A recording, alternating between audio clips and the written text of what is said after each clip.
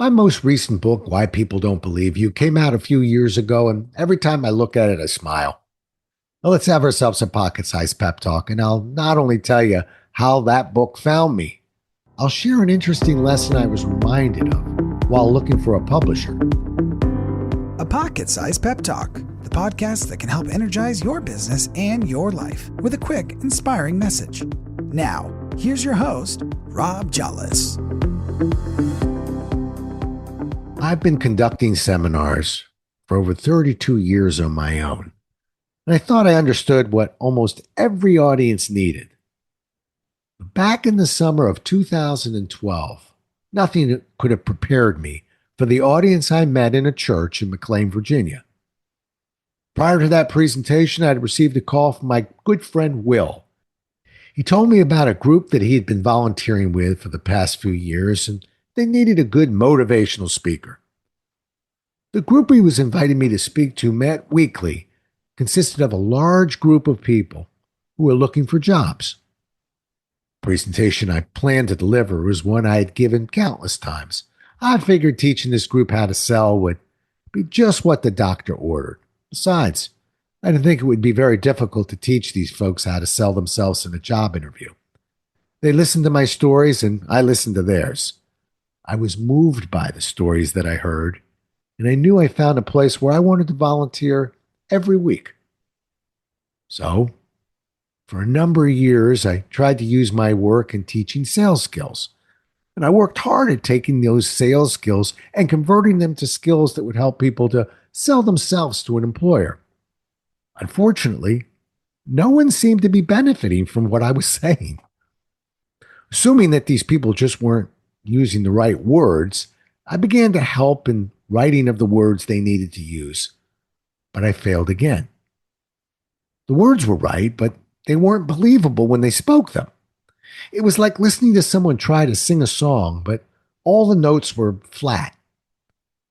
I began to think about this. Just because it might be easy for some to speak, why couldn't I teach anyone how to say words in a convincing manner? In the case of someone who does not naturally communicate well, could I teach him or her how to say the words in a more believable way? It's astonishing how much faith we put into our words, and yet it's not the words.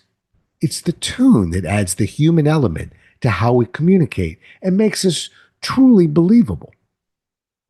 For some, the simple act of being believed, although natural, can always be improved. And for others, it can represent a lifetime struggle, and the repercussions can be life-altering. When you look at the number of people who are affected by it in one way or another, it may be one of the most significant personality epidemics our society faces. I needed to focus not only on what they were saying, but also on how they were saying it. I realized there was a need for a book that would help people to present themselves in a believable and powerful way. I had no idea a book was forming.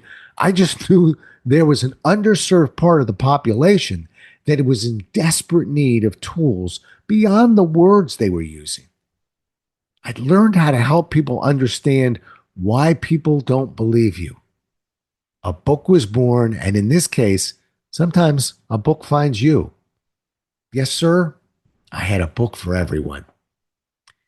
Now, do you know the kind of book that publishers tend to run away from? Books that are for everyone. It's instinctive to want to create something for everyone, but it isn't logical. To begin with, how would you market a product for everyone? I learned this the hard way when I wrote the book, The Way of the Road Warrior. I told everyone that this was a book for each and every one of them. It was a travel book, it was a motivational book, and a business book, all rolled up into one. Brilliant. And when it came to finding a publisher, I was asked this basic question almost immediately. Where would we find this book of yours in a bookstore?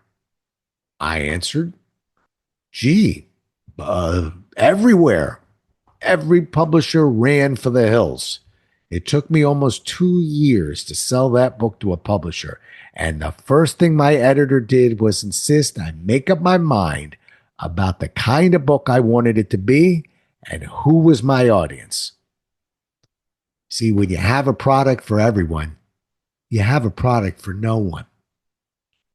Since that time, in both my business and my books, I've always tried to find a specific audience, develop a more precise niche, and create value in that space. So, are you saying your words with passion and believability? Why people don't believe you is not just a title, it's a process that has the potential to help a lot of people. But as I learned the hard way, I've tried to be careful not to create a book for everyone. And for the record, you'll find the book in the general business section of the bookstore. Now, are you trying to create something for everyone? I know it's tempting, but in the end, you'll soon realize that something for everyone becomes a product for no one. Thanks so much for listening. If you enjoyed today's show, please rate and recommend it on iTunes, Outcast, or wherever you get your podcasts. You can also get more information on this show and Rob at jollis.com.